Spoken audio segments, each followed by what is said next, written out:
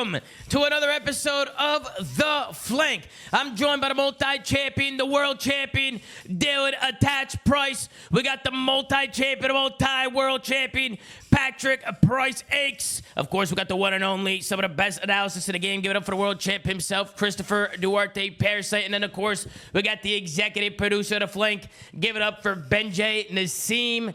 Gentlemen, how we doing? How we feeling? It's been a long time since we've been here, man. I mean, I think we can all say it's been a pretty boring offseason, but we're all pretty excited to have Black Ops 7 finally here. We got the beta coming out tomorrow. We obviously just played it at or some of us just played it at CODNEXT. I know some of you guys are watching, and I'm just super excited for it all, man. How you guys all been? You guys been good? Dylan, how you been, bro? What's going on with you, Dylan? I've been good, Tom. Super bored until yesterday. I mean, we saw Black Ops 7 at CODNEXT. It looked pretty promising. I put out the yearly tweet, and I think that has over 1.2 million views. And people are saying a lot of nice things about me in the comments of that or replying to that tweet. So it's going pretty well, but excited to get back, have a purpose in life again with Black Ops 7. Yeah, we're going to talk about it. We're going to give our thoughts, and, we'll obviously talk about what people are saying. Because, there's a lot of opinions out there, Dil. Some positive, some negative, especially about the game. What about you, Benjay? How you been? You been all right? Yeah, I mean, just to your point, been a slow off season. So, it's been enjoying, the occasional sports, been playing some golf. It's nice. It's nice. And excited to grind the beta tomorrow. Like we finally got some COD in our life, and it looks pretty fun. I'm excited to get in with it. I can't wait to see those Benjay routes. I can't wait, Ben. I want little Benjay wall bounce routes. I'm on day one tomorrow. Absolutely, make sure you tune in. We're gonna have to run some games, Benjay. We're gonna have to run some games. What about you, Pat? How you been? You been good, Pat? Nice, Pat. I must say, the decorations you got in the background. You like the neon sign? Bro, I love it. I think the setup looks great, Pat. I think it looks. I try to go for a clean aesthetic, Tom. That looks good. I don't want to have too much for distract people when they're looking at the background. Of course. So just the neon sign's all I need. But I've been good, Tom. Definitely been a long off season. I think this is like the first flank we've done in 3 weeks or so. So. Yeah. It's been a while. Definitely getting there, but yeah, interested to talk about the game. Yeah. What about you, Duarte? We just saw each other in Vegas at CODNEXT. Yeah. Are you doing good, Chris? I'm doing great, but hold on. I gotta say, Pat's camera looks like one of the first colored TV color films, like when back in the old days. I'm not gonna lie. That's what it looks like. It's dude, what is that camera? That camera looks like you're using a fucking Dazzle. Like it's like a fucking Dazzle. Bro, what is that? What is that quality, what are we doing dude? here, bro? Wait, you know what it's actually? I'm an OG. I'm an OG. It's like the movies, like the old movies when it'd be like in Mexico and the sky's just all super dark and orangey. Yeah, man. That's actually what Pat's background is right now. Oh, but anyways, I'm doing good, Tom. I was happy to see you and the boys. I watched you go up loads in the casino. You were killing it, man. Yep. You were calling the hands as they came. It was pretty tippable. It was pretty tippable, wasn't it? Man. It's good blackjack for me. It's good blackjack. We had a good time. I mean, I was a little sick. I'm still, kind of recovering, but I'm happy I got to play Black Ops 7 early. And yeah, bro, it's very promising, Dylan. It's very promising. Yeah, I mean, we're gonna get into it. I do want to talk about obviously Black Ops 7. We'll talk about the maps and stuff. And then obviously we had some rebrands and stuff like that. Before, why don't we get through everything that happened, and then we'll get into Black Ops 7. I mean, first thing I want to ask you guys about and hop into is some rebrands. We got a couple of rebrands going into the CDO. One of them being FaZe, and the other one being the Falcons. Falcons are now Riyadh Falcons. And FaZe are now FaZe Vegas. Obviously, FaZe Vegas, I mean, I knew this for a long time. I'm not going to lie, guys. And, FaZe, they're going with a whole new look this year. I mean, they're bringing in a whole new logo. They're bringing in new colors, a new name, new franchise, new city, new everything, right? So a new team as well. And obviously, they announced a team of Simp, Draza 04, and Abuza. I mean, I've given my opinions on the rebrand. I think it's different. I think when it comes to the operators and the camos and stuff, I think the whole brand is going to really come together. I know a lot of people are on the hate train initially. Just, I feel like anytime there's a big change like this, especially in a logo like FaZe that's always been red and now it's like a pink purple, it's pretty understandable why people would freak the fuck out. But I do think it's going to be cool once the branding gets rolled out and people start seeing it more. I think people are going to enjoy it. Kind of like the New York Subliners. Like everybody hated NYSL in the beginning, and then I feel like they kind of grew on everybody. So I think people need to give it more time. But let's get your guys' thoughts. Pat, we'll start with you from the bottom. We'll work our way up. Pat, what do you think about the rebrand with FaZe? You like it? Honestly, I like everything except the purple color. I mean, I probably wouldn't have chose that color, but I like the Vegas theme. I like the kind of the casino vibe. I just don't like the purple or pink, whatever it is. That's the only thing. I don't necessarily think you had to do red. I think you could have done any color. That's the only thing that doesn't match as well to me. But other than that, I mean, I think it's a cool rebrand. Yeah. I think what's the other team that's kind of purple? Is it Gentlemates now? Is that because Toronto was like a pink, right? They were like a pink purple, but now they're not obviously anymore because of Toronto Koi. They're not the Ultra anymore. But well, we'll see. We'll see. I mean, they haven't announced if they're rebranding their colors. Oh, they haven't announced that yet? Same with Gentlemates. So I mean, we just don't know how many, this color going to be used a bunch. And I think the other thing running around with FaZe Vegas is like, are they going to, because we've seen with ATL Atlanta FaZe, like they did a couple of different color kind of changes over the course of especially a year. I wonder if they'll have other colorways as well on the FaZe Vegas side beyond this sort of launch branding that they're using. Yeah. But what about you, Dill? You like it? I actually am a big fan of the colors. I feel like the pink, you can do make a really cool jerseys, cool graphics, cool in-game skins. I'd say the weakest part about it for me is just like the logo, the VF. I don't know. It looks like something that a graphic design student would make in like 5th grade. But everything else I'm actually a pretty big fan of, but just that one logo. Damn. Yeah. So Dylan doesn't like the logo. What about you, Duarte? You on the same page as Dylan? I don't mind it. I just don't like the colors. I mean, like, dude, look at the tweet. It's red and black, like the suits on like the cards. Like you think of like a casino, red and black on the what is it called, the roulette. You think of the chips. You think of the suits on the cards. Like they should just stuck with the colors.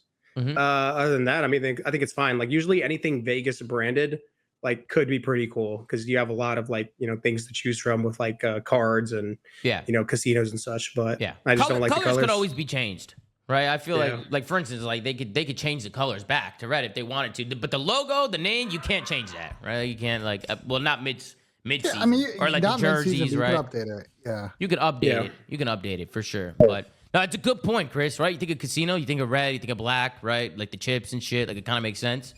But the new color kind of gives it a pop. I know we touched on like the team a little bit when we were like hearing the Rostermania news and but now that's like official. Like, are you guys a fan of the team? Yeah, I mean, I'll start. I think when you compare them to like Optic, Thieves, like a lot of people have them kind of like the top 4 spot. Some people have them in top 6. I feel like right now a lot of people are undervaluing them. I don't know how their play styles are gonna mesh, but I do think they'll be a smart team, like fundamentally wise. Like I think their practices will be really productive, and I think they'll have a lot of teamwork, and their cohesion will be really good. But it's just can they keep up with the top teams, right? Especially in the slaying department. Like, are they gonna be able to keep up with the pace of Optic and Thieves? And some of these other top teams, right? I think that's kind of like the biggest question with these guys. But what do you guys think? What do you guys think about the roster? I know a lot of people are. I will say this is the first year where FaZe are kind of going into it as underdogs, right? I mean, they're always going into a year as kind of like the top of everybody's list, right? I feel like now this year, some people they're kind of like underdogs almost in a way. What do you guys think about it? Year one modern for 2019. Really enough, I think a lot of people in that team form had them like 3rd or 4th going that year. And then obviously over the course of early scrims, they moved up. Yeah. But I agree with you, Tom. I think this is a year where they're not that top dog squad coming in. I think their path to this team is just heads down grind. And I think, to be honest, Abuza, this is a big, opportunity, I think, for Abuza to really I know he's great, had really good stretches on his last team he was on, but like if he can step into it on this team and be a dominant AR, consistent AR in the squad, I think they'll really challenge those, Thieves and Optic, who I think we think are the obvious favorites right now in the league. Dill, what do you think about the team? Because I know you played against these guys, right? I mean, you know these guys, right? So like, what do you think? Like the play styles and just like the personalities. Like, do you think these guys are gonna mesh? Like, how do you think they're gonna do?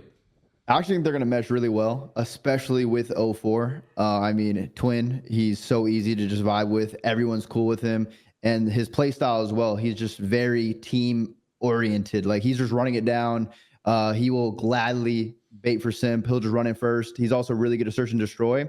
And you've always seen Vancouver Surge since Abuza and 04 have been there. They've been really fundamentally good at hardpoint. And that's one thing FaZe struggled with this past season. So I think their hardpoint fundamentals are going to be good. And then, of course, they're just great SND players.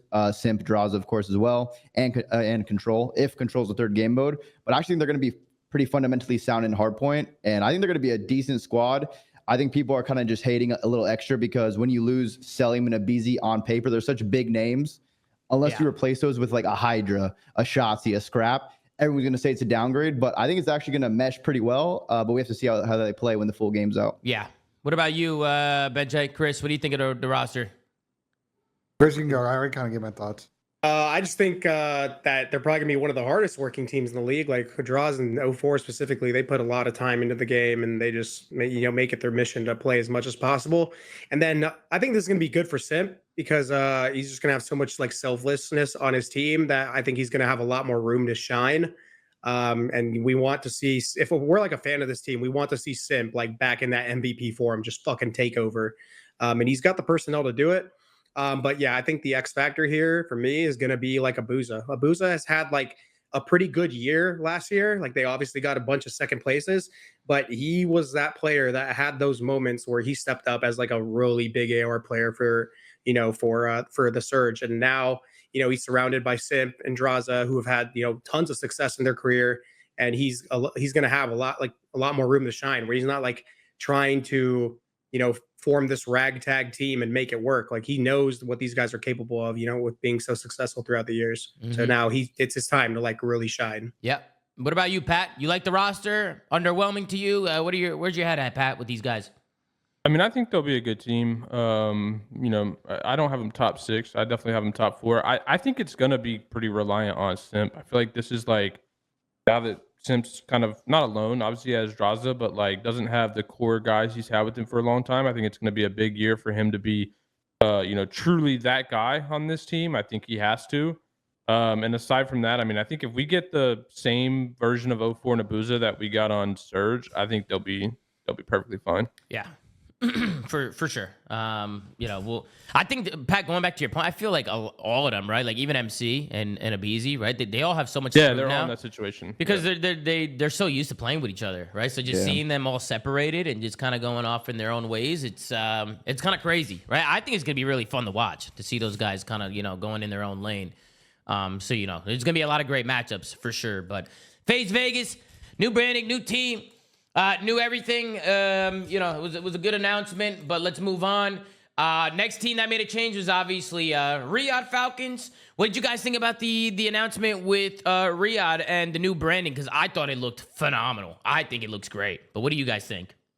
I think these guys always, bro, their graphics package and their graphics design and their announcement, like just the way that they conduct the branding is really, really sick. And I kind of like the iteration they've done on their normal sort of Team Falcons logo here. So I think it's a W for sure. It's classy. It kind of gives me like a clean, simple, classy look. You know what I mean? Like I really like it. And I love their jerseys. Their jerseys look really good as well. But what do you guys say? What do you think, Dill, Pat, Chris? What do you think of the new Riyadh Falcons branding? What do you guys think about it? I think this should be their fucking actual logo for all of the Falcons. It's probably one of the best looking logos like in the CDL, if not like in esports. It's so clean. I like how it like almost formulates a little bit of an R, but it also is just like, dude, it's just clean, bro. Like I don't know. Wait, there's nothing else to say about it. You see kind of a little in bit. there? A little bit. Where? A little bit.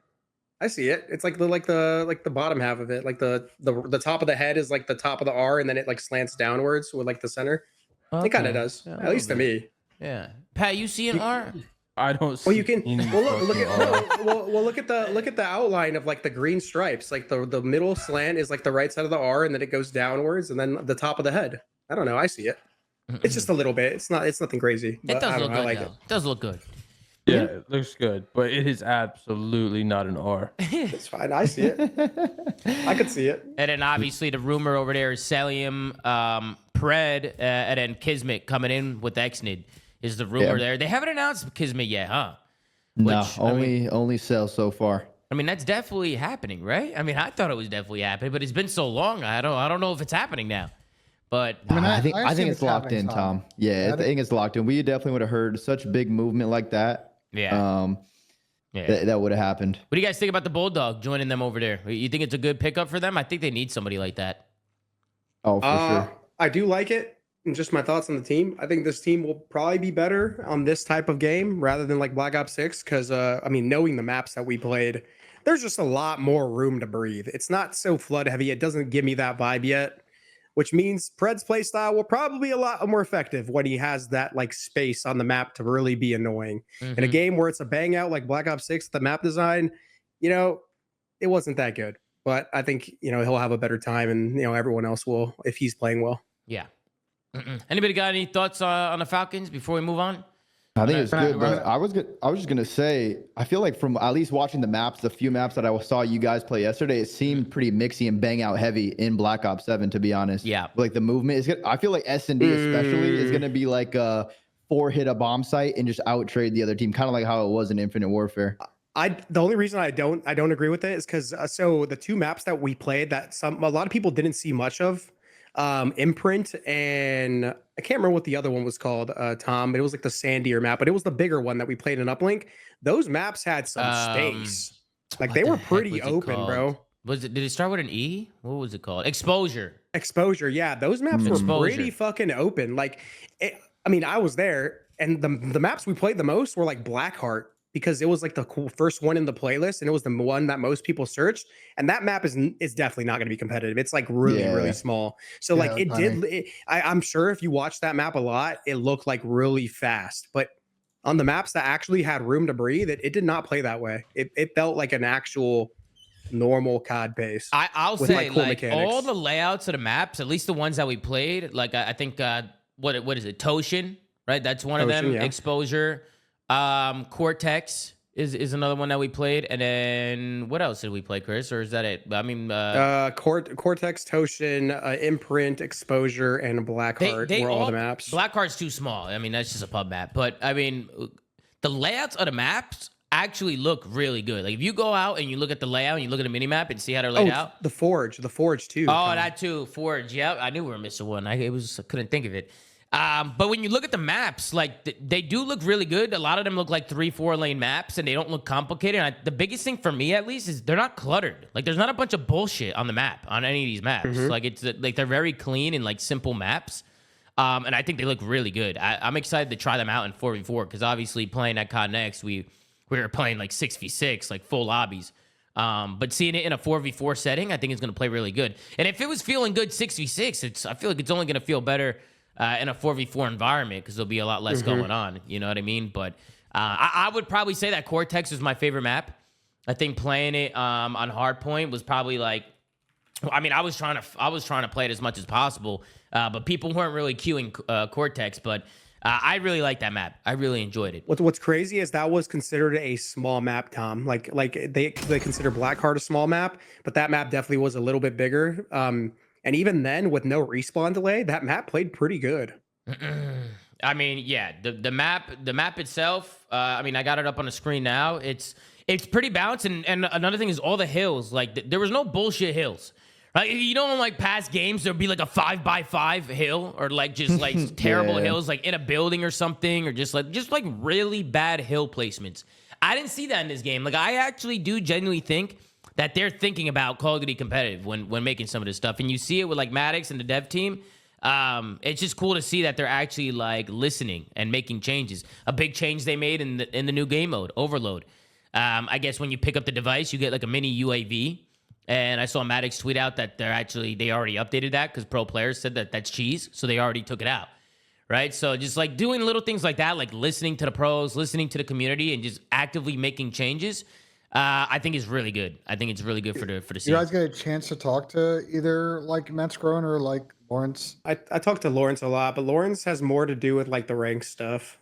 I don't really know what you want me to touch on there, but they're cool. They were very attentive to all of us, and you could tell they actually took our feedback because they didn't just listen and like be like, okay, yeah, you were like, they asked questions back.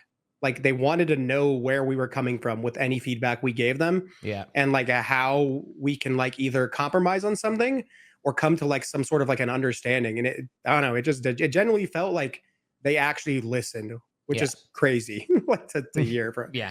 But Pat, what did you think from watching? Like what are your thoughts on some of the maps? I mean, we'll obviously get to the guns and the gameplay and the wall jumping and all that stuff, but just the maps, right? Like what did you think about it, Pat? Yeah, I mean, from the limited amount I saw, I mean, maps look better in Black Ops 6 for sure. I'm In gonna Black be Ops curious. 6? You think they look better in Black Ops 6? Better than Black Ops 6. Oh, I Better thought, than- I thought you said they looked better Tom in was Black Ops ready 6. to tweak, Yeah, bro. I was like, bro, He was Black ready Ops to go 6 is one of the worst. Yeah, nothing's better than Protocol. Bro, the maps in Black Ops 6 are horrid, bro. So bad.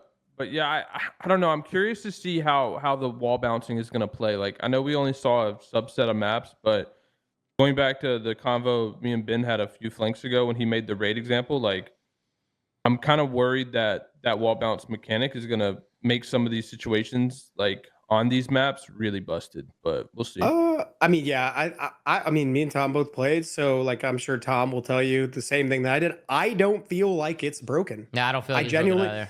I like they were very like methodical with the way they like designed it. They made it so you get like smaller jumps basically if you chain them. I don't even care about the multi jumps. I'm just talking about one. Like, just Oh yeah, one jump. even one jump though, for example, like once you commit to that jump, you're stuck in the air. Like you're floating. You're very predictable, basically. It's not like where you can change directions and juke shit I mean, out. bro, but that was the same in jetpacks. You were floated. To me, a wall bounce Jetpacks were just looks fun. like a jetpack jump. Chris, Yeah, that shit think was fun I as think fuck. The bigger thing is like I think definitely the momentum and inertia like trade off in this seems good, but like you guys obviously you probably played what? Maybe 4 actual hours of multiplayer across the first 2 days. We played probably Not a good even. 6 hours total, I think, Of with like the multiplayer? first day. Yeah, we played 2 Oh, yeah, hours. yeah, Like we counting the played like first day, 2 yeah, hours yeah. the first day, and then we played like realistically 3-4 hours after. I mean, And I mean, know just- it's not a lot, but like with just playtime and just like understanding how it works, I just genuinely felt like I couldn't find a way. And even if you watch somebody like Shotzi had moments where like he would use the wall bounce to like juke somebody out or like go for like a flashy peek, but it's not like he was just doing it around the map constantly where he's just floating the entire game. Because you can't. Like you can't exactly. you- Like, just But like- I don't think it's the point that Pat's trying to make though. Like I don't think any of us are expecting people to just chain wall jump, wall jump, wall jump. Again, Nah, I think once people put 50, 100, 150, 200, 500 hours in this, the point like situationals I made a couple shows ago, like people are gonna find ways and angles. To My like- Yes, point yes, my see, point is that- simple, that- bro. Somebody got a talk kiss? about this. it's not gonna. No, that was probably my bad. girlfriend talking to my cat or some shit. Oh. Since we shifted to the slide cancel era, like people's method and in their mind, the way to engage, especially like peeking, is to slide cancel. And I feel like this mechanic is just gonna almost not replace it, but be another method of like a cheesy way to peek somebody that is just much. Yes Isn't that a or good thing, though, no. Pat? Isn't that kind of a good thing? Yes. I mean, not to me. Like I said, I didn't play it, but like this doesn't look like my kind of pacing of a game that I think it, because it just takes away the like the smart aspect out of it. Like, bro, anything that It adds to it. it doesn't add to it if you want the game to have like a positioning element where like, okay, if you had better positioning, then you should outplay somebody every time. Slide cancel, wall bouncing, all that does is just remove the aspect of someone out positioned you, and it gives you a chance to make up for it because you got out rotated. But or that's the thing out-positioned or though. whatever. I feel like, and this, bro, I come from the same era, Pat. But like, I played every game like religiously, like since then. You know this because I still fucking do it now. I personally do not like the positioning being always the end all be all of a game. Like that's what you ran into in Modern Warfare 2.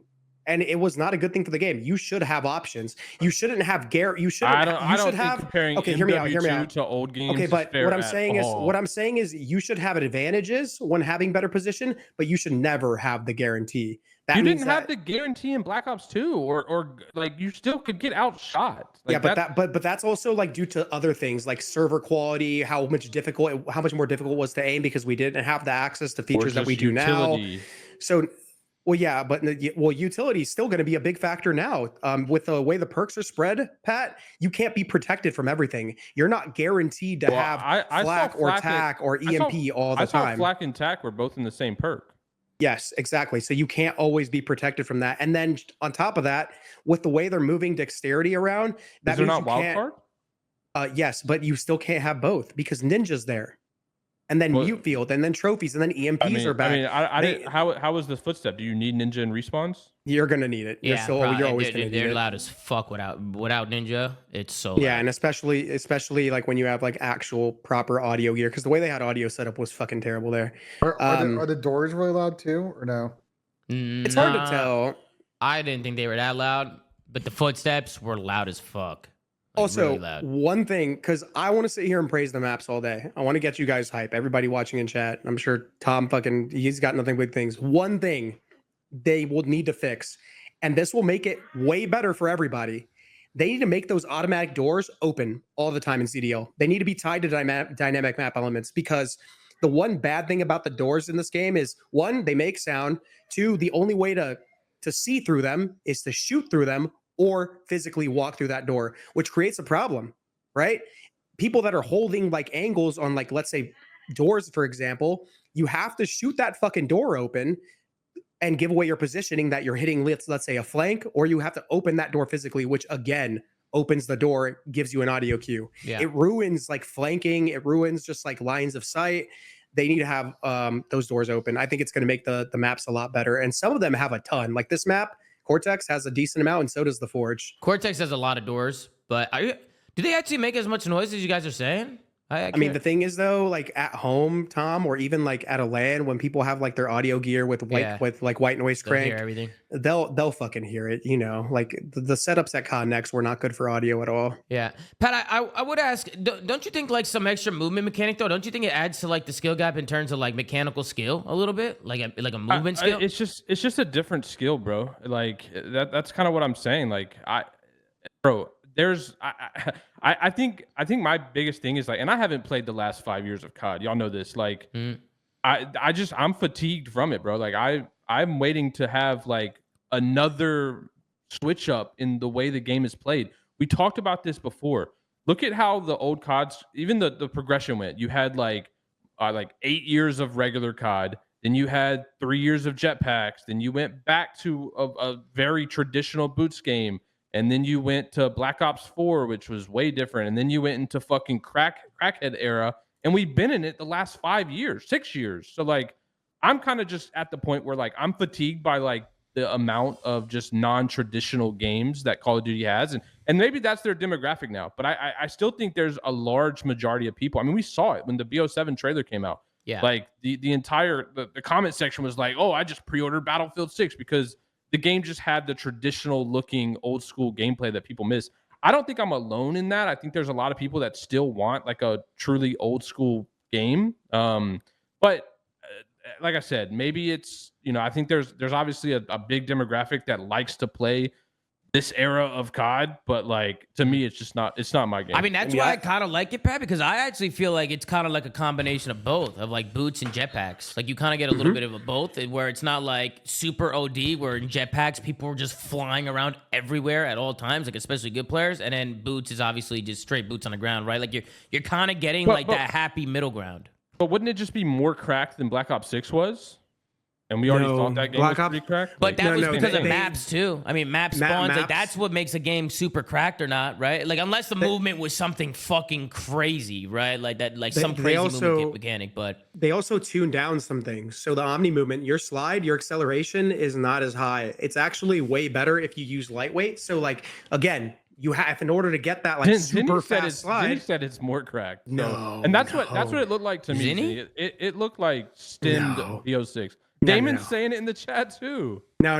You were watching. Listen. Hear me out. Listen bro, to me. We're talking about a CODNEXT. Like you're watching. We're watching many burgers. You guys got if you watch 3 hours Hydra on and the game, Shotzi and give them hours to play this game, this game is going to end up being like AEW. Give me a second to speak. You're watching people. You're watching people that are playing. The floor is yours. You're watching people that are playing at CODNEXT with things like the combat specialty that boosts your movement speed. That's not going to be in CDL because it boosts your movement speed, it boosts your health. People are probably running out there with lightweight because they don't give a fuck about Ninja because they're playing at CODNEXT. I mean, in Hardpoint, people are not going to be running Ninja. They're going to be running lightweight. I think so. Maybe, but like I said, like we don't know that for if sure. you use Ninja and Hardpoint when you can be using lightweight, you're going to be slowing yourself, especially if you're a sub player. You're going to be slowing yourself down. But again, you're also watching people that are using stim, and there's a overclock that's tied to it. When you stim, you literally go fast as fuck. Combine that with lightweight. Combine that with the combat specialty, light and all that stuff. Yeah, of course, bro. People are going to be running fast as fuck. Bro, you can't add the same movement and add a jetpack and say it's going to be less cracked. They literally said they nerfed it. You can tell when you slide. It's slower. Yeah, but there's no tag sprint, Slay. that doesn't change anything for me in the cracked aspect. Nah, I Bro, mean, the slide and the dives and the backwards slide omni movement look insane. Tom, The This game game- looks more cracked. Than This that. game is going Tom, to be. we Bro, that's played the because, game. Hey, Chris, that's because they there watched we this. go, Zinni. No. The problem is Bro, that you guys it's watched going this to be play. directly comparable, though. It's not like it's going to be. Maybe it's not way more cracked than Black Ops 6, or maybe it's a tiny bit, but it's going to be directly comparable. It's not like Okay. it's going to be Black Ops 6 was so Okay. much. What? Wait, can Okay, we so go on the basis let of me- all CODs, guys? Why do we think Hold on, ARs and let AR Dylan talk. players? Yeah, Hold on, Chris. let me speak. The ARs in the beginning of games are always good because no one knows where the fuck to run. Once people learn the maps and the games and the routes, it's gonna speed up. How do the best Yes, teams always but that's win? The but most I'm efficient, talking and they about speed that. up. But I'm talking about the It's gonna mechanics of the happen with- game. I'm talking about But the look- mechanics of the game. They are slower. They literally said, Bro, and they you can can test fly it. off and bounce off multiple walls. Just because they are Please. slower doesn't mean the game is going to be slow, though, Chris. No. Yeah, that's It not what always I'm speeds up. saying, bro. Pat is talking about the mechanics and how much more cracked it is. It's not. It's literally slower. Not only that, bro, they nerf. So you know ergonomic in Black Ops 6, how it makes it so you can shoot your gun when you slide like instantly? The ergonomic attachment in this game, I put on as much of it as I possibly could on a sub, and I still had a small delay before I could shoot my gun off a slide. Chris got invited to CODNEXT and is a full-blown shill now. I'm mind blown. Nah, Couldn't it's be silly. me. Nah, I'm gonna be honest. Couldn't be me, saying. Pat. I Couldn't be me. actually agree with Chris. I don't think it's as cracked as you guys think it's gonna be. Bro, Still Bro, gonna be I- fast. It's I- gonna be fast. though, I- Tom. No, We'll have of this course, but combo COD, for months. COD has been fast for the last few years. I mean, that's just the direction COD's going in. I mean, all right, wait COD's gone. until Bro, you. this game is I gonna be foresee- faster than MW2, MW3, and Well, bro, probably hold just on. as fast, if not faster, than foresee If we in win- 2 to 3 months, we're going to be in the exact same situation All we right, were last wait year. until- Wait, I wait, agree wait, with let Pat. go. Let I go. agree with Pat, bro, when we Let's played go. Black Ops 6 at CODNEXT, it obviously was not as fast as the game eventually developed it to be. As soon And as the Black wall Ops 6, I bouncing, was told was the and- best game we've ever had in That's 6 because years. Omni movement is new, but Omni movement is just returning, but nerfed. It's literally they literally said they nerfed it. It's the same mechanic. It's not like we didn't play Omni movement before Black Ops 6. Of course, we didn't play with Omni movement, so we didn't know how to utilize it to its best. Bro, 3 months in, we're going to be like, damn, this shit sucks. All right, They let's need go. to All right, fucking- when, no, when, Drop when the, Ernie, Chris, drop the Chris, slow I'm not arrows off the disagreeing. team. when Chris, I'm Ernie, not when Ernie, agreeing when that- Ernie gets his hand on the game and he's just sitting there being fucking Iron Man again, just actually farming people that are trying to slide cancel him, for example, then you can come back and talk about this, how it's so All right, cracked. well, listen, bro. we're going in it's not. circles on who thinks the game's cracked or it's gonna be slowed down, right? That wasn't a fucking, whatever he just did wasn't fucking insane. Yeah, no, I think the game actually looks so slow. Yeah, I'll keep this up so you guys can just take a look at some of the gameplay. But I mean, we can't deny it is gonna be fast. I'm not gonna. Yeah, I'm obviously. Not, I'm not gonna argue that because it's gonna be fast. I like that. I like when COD is played at a fast pace. Personally, as long as the maps are good and the spawns are good and the game makes sense, I think COD should be played at a fast pace. You know, What do I you- think if what the do- health was like 300%, then the fast pace would make sense. But bro, like being able to just fucking camera somebody out of nowhere and insta kill them is not going to be fun. I do think that's It's a fair not- critique. it's not as good. No, It's not as I do good. think that's a fair critique, Pat. The TTK, the time to kill, is a little high. It is a little fast. I think that's kind of like what a lot of people are saying. But you and that goes to your point, Pat. Like you can hit corners and like zap somebody, right? Like you can kill them pretty quick. So I don't know if they're gonna adjust the time to kill. What did you guys think about the time to kill? You thought it was a little fast too, or is that It was just me? fast as fuck. It was fast as fuck. The first AR, Tom, it's like the M Forest gun. Like no one used it, but I tried it, and like that gun felt more like a normal time to kill. But then as soon as you pulled out the Dravnik or the fucking whatever the gun Scump was using a ton, I can't remember what it's called. It's like the more sub machine gun SMG. The And then graphic 45. Yes, and then the fucking Peacekeeper. Good lord, those The guns Peacekeeper is literally ripped. I love the Peacekeeper and the Dravik combo though. Like the Dravik sub and the Peacekeeper, those are like the top two guns I feel like people are using at CODNEXT. Yeah. Did you guys ask the devs if it's the same build that's gonna be in the beta, or is that a different build? I didn't him. ask. I didn't ask him that. I didn't ask. Yeah, I Like, 'cause assumed it was. I'm curious. Like, I'd be really surprised if it was a different one. yeah, I'd be really surprised. Like, I'm curious if TTK was maybe tuned up. It could- a little it bit could quick for be. this event. Like, Well, they or could that's make just us- how Well, it Well, is. also like keep that, in mind but- we were also on land, which is a big thing. I mean, obviously Bully Reg on land is just unreal, but I mean, Were we guys pinging to the servers? You guys It was check? aping. It was aping. rewind. We're 10 seconds back, Tom. We're saying this isn't going to be fucking absurd. Bro, look at that wall bounce too. Bro, he literally defied all fucking physics. Like, what are we saying? But right there. This guy just went 30 feet. And he No, died. the first wall bounce He is got going shot to in be his insane. back. But bro, if you're behind a wall and have cover, and then you just fucking dash out in an opposite direction, like, bro, that is fucking I'm gonna be honest, Yeah, but bro, you are also floating in air for like a good 2-3 seconds, bro. And Bro, on get top with of the that, times, man. why do you We keep had saying that? 2025. and on How top do of you that, keep saying that? That was and the on top same of in that, jetpack. hold on, listen to me, No listen to me. different. It's harder to shoot in the What up, air. The Nato? jump shotting in Black Ops 6, it's like really bad. In this game, it's not as bad, but it's still kind of harder to shoot. And he's using dexterity, which helps it. So if he's not using, I refuse to believe that we just said it's harder to shoot in this game than it was in jetpacks. no, that's Oh, not what I said.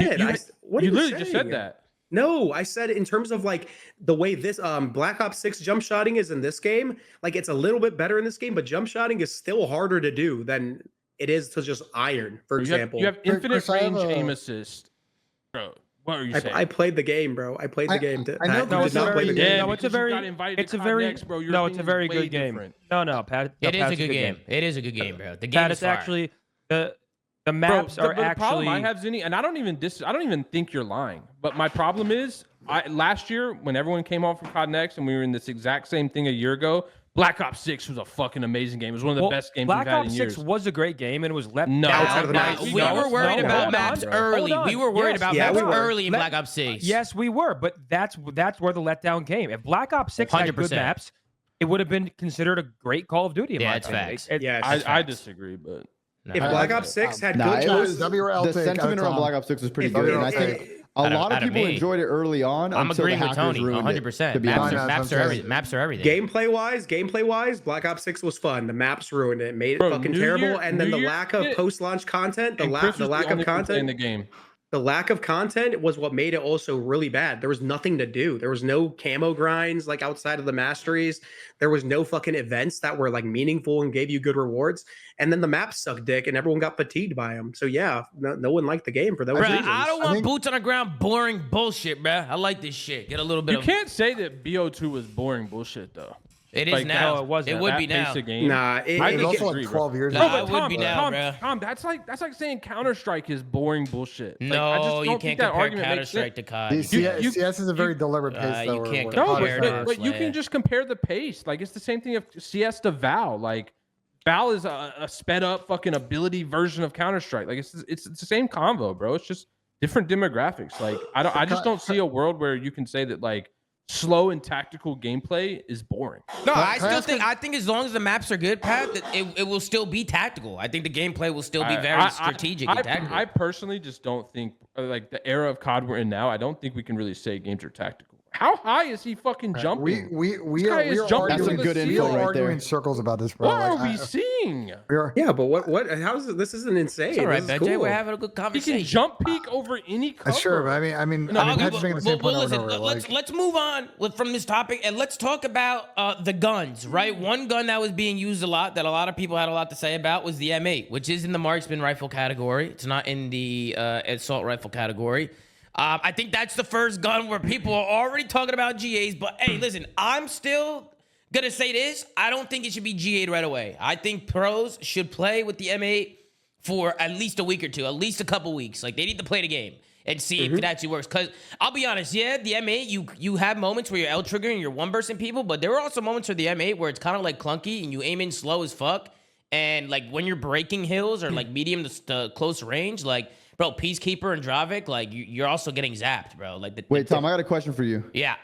Was the M8, because it seemed like when people were using it and you hit the burst, of course, it looked like it melted. But Yeah. if you didn't get that one burst, it looked like Yes. everyone, you pretty much died. Yeah, Was that you how died. it felt playing with it? Yeah, Close range, 100%. if you missed the burst, Especially, dude, close and medium range. Like you're Okay. getting, like when people would slide into hills, right? Like if you don't hit your whole burst on a guy sliding in, right? Like you're just gonna die, right? That's Also, why I'm like, I see people talking about the M8, and people are already like in chats talking about GAs, and I keep saying this, bro, play the game, right? Like play it, like actually like use these guns and give it a try before GA shit. And I don't want to see pros GA shit after 2 days. If they GA shit after 2 days, bro, it's chalked. Like they got to give it. I didn't one burst. Okay, so on the only argument against it, by the way, is the fact that it's in the marksman category, and like technically most marksman rifles, if not all of them, are always GA'd.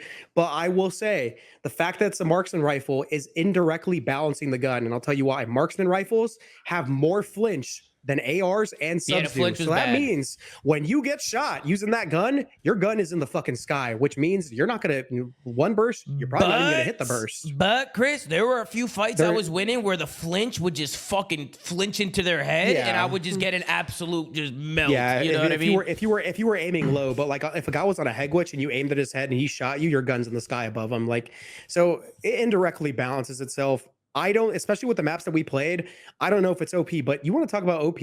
Bro, the draft neck that Shotzi's using right now, that gun's basically an assault rifle and a sub. It's literally insane at range. Yeah, not. It doesn't look like it has much recoil at range, to be honest. Bro, that thing was, I was killing people across the map. Yeah, you can kill people, but the ARs are definitely better at range than this. Yeah. Well, and again, it like, because bro, I don't want to go down in the same narrative with the subs, because look at the Peacekeeper. That was an AR, and Simp was running around like it was a sub yesterday. Yes. Right? Yeah, like we have to keep that same energy on both sides. Because if we're going to say, oh, we could cross map with a sub, well, okay, well, ARs are sliding into hills and popping 3 pieces, right? So it's like it's you know, you don't want to ruin these guns to where they're unusable, and then we're left with either 4 subs on each team or 4 ARs on each team, and it's just I also think they made everything good. Like even the gun that's like the Rampart, it's like the MXR or some shit like that. That gun was good as fuck too. It was a slow firing, high damage dealing weapon, but like it aimed in slower. It obviously shot slower, so you were punished more for missing shots. Like all of these guns had a personality to them where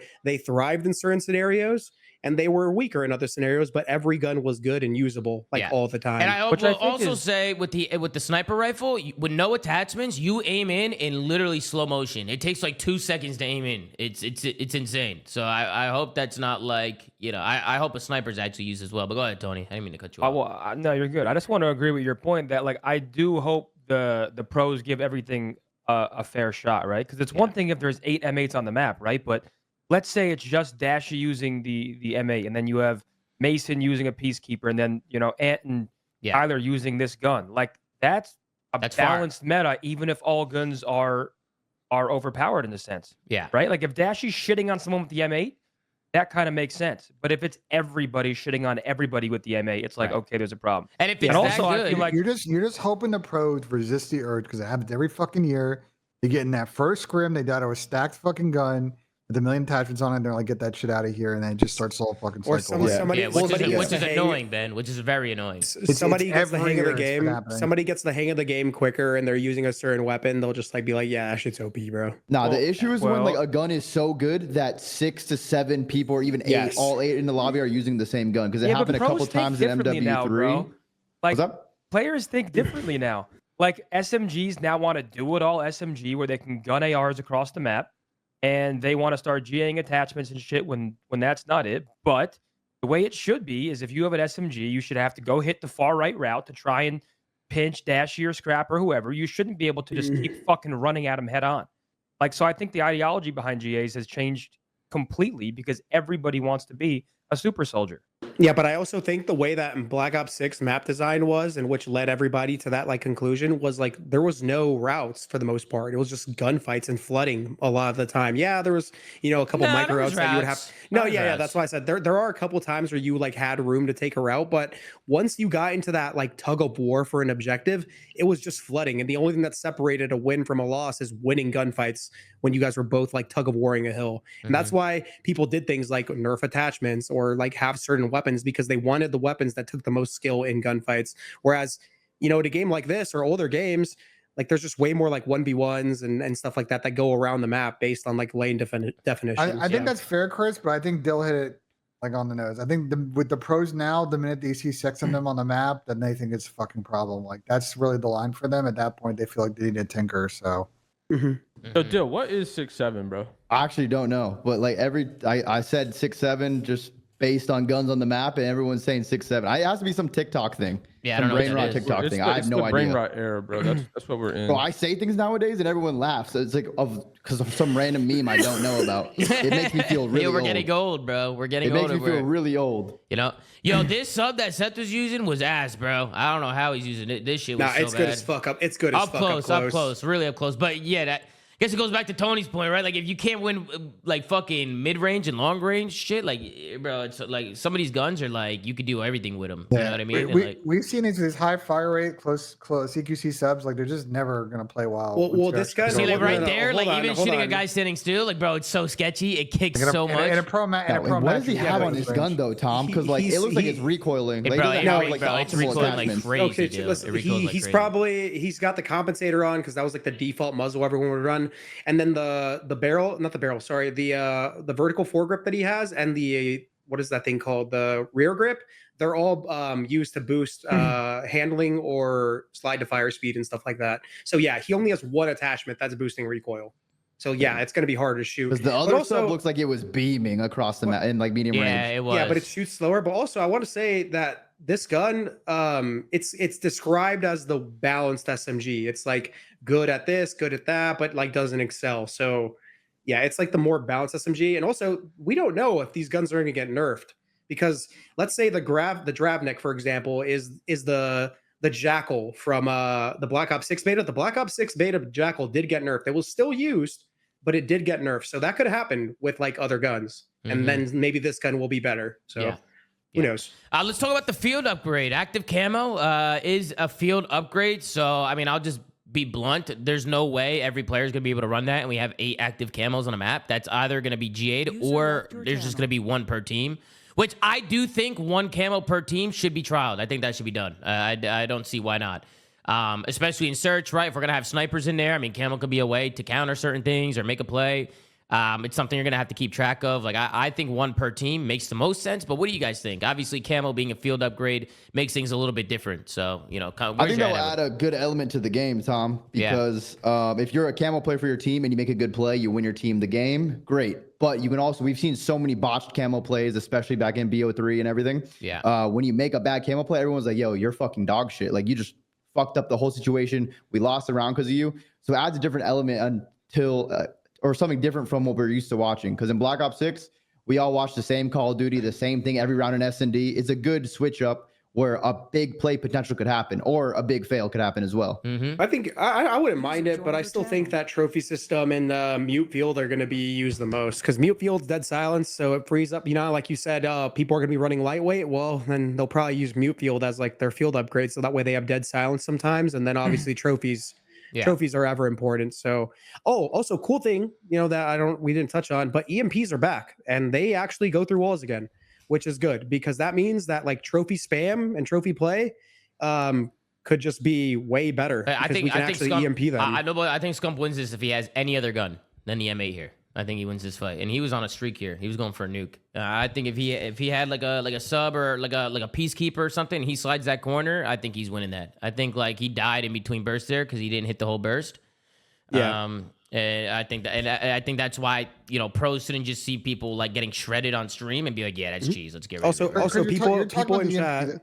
You're talking about the EMP though, like, is it like you have to throw it next to the wall for it to go through, or could you like? Well, obviously, like it has a blast radius, so you have to get it close. So that means, like, bro, hypothetically, we can allow things like we can let people if they want to run 4 fucking trophies, you could probably EMP it. I don't know if they will, but like, it's good as fuck. The EMPs not only do that, but they disrupt your HUD and they last a long time. So when you get hit by that shit, you're not using camo, you're getting EMP'd out of camo. If you get EMP'd, you can't see your mini map, you can't use your field upgrades. Like, they actually are good as fuck, so they are going to be used. And that means First that good thing I've heard so far. Exactly. That just means that like all this stuff that we talk about hypothetically with like it being like insane or OP, bro, just throw fucking EMP. Goodbye. One thing I do want to say just though, wait till we have the argument with pros about GA and the EMP. It's gonna be a funny one when it happens. Yeah, one thing if they try to GA that, I'm gonna be mind blown.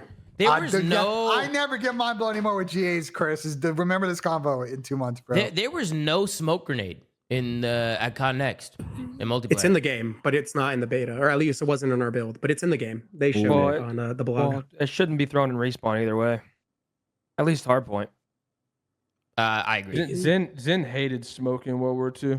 No, I agree. It should only be in Search and Destroy. It should. But I did want to try it though. I just wanted to like throw one and just see like how it See what it was. looked like. Yeah, if you can run away or not. Or maybe even, I mean, Overload, at least the one map we played seemed like a pretty solid sized map. Maybe there's room for it there. I don't know. I mean, the thing I'm most excited for is the maps. I don't know if you guys talked about maps, but that's like the one thing that I left CODNEXT actually faithful in is their not EMPs and smokes.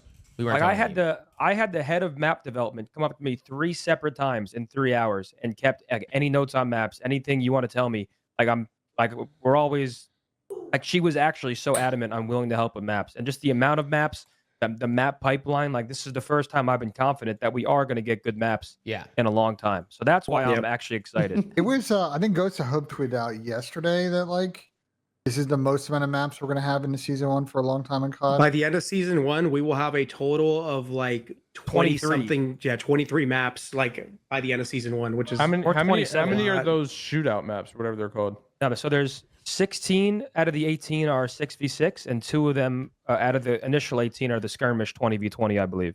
How many are like the 4v4 or 2v2 maps repurposed or whatever they're called? Well, I don't know the name of them. They didn't tell us exactly how many of them are going to be the quote unquote small scale repurposed maps, but they said that the skirmish maps, they don't plan on adding any of them unless there's like interest. So like the ones that we're going to get in the season are going to be multiplayer maps, not skirmish maps, not fucking Warzone maps, MP maps. Nah, a big thing too, because I don't think I wonder if we're gonna be able to play like Raid or Express or Hijacked in the beta at some point. Like they're gonna release it towards the latter half of it, because I feel like it's really cool that it's themed in Japan too. Like the maps look very simplistic, the colors look good too. It's very vibrant. It gives me like a Black Ops 2 arcade theme, but like higher quality nowadays. Yeah. Based on the rest of the maps, it might be the best looking raid we've ever had out of all the games we've gotten raid in. Yeah. Also, one thing that we didn't talk Even about was how clear the game looks. Like, bro, on Black Ops 6, visually, I can't see shit sometimes, and I play in 4K. Like, on the what was the game? Sorry, Black Ops 7. I felt like it was so easy to see people and like the health bars, which was fucking awesome. Like, it was just way better. Yeah, I saw people like, not everybody, but some people were like, "Yo, this game looks like COD Mobile," and like this and that, like just people on like social like comments and shit. And I just couldn't disagree more. Like when I'm looking at it, I'm like. It's because the streams, the quality, and all that stuff. We're probably just not the best. Yeah, I feel like it's way different watching from a stream than when you actually have it on your monitor and you're playing it. But I thought it looked great. Like I was talking about the colors and how I like the colors, and then people in the comments are like, "Oh, he's talking about the colors. It's fucking cooked. It's chalk." Like that's a good thing. Like colors is like a good thing. Like you don't want to play a dull ass game. That's a huge thing. Like we've seen it in World War II. Like the game and the maps were decent for competitive, but the colors made everyone depressed because it was actually a documentary game, pretty much. So like, and then Infinite Warfare, the maps could have been really good, but the colors were so dull. Yeah. I want to bring up one more thing real quick before I hop out. That's cool. Yeah.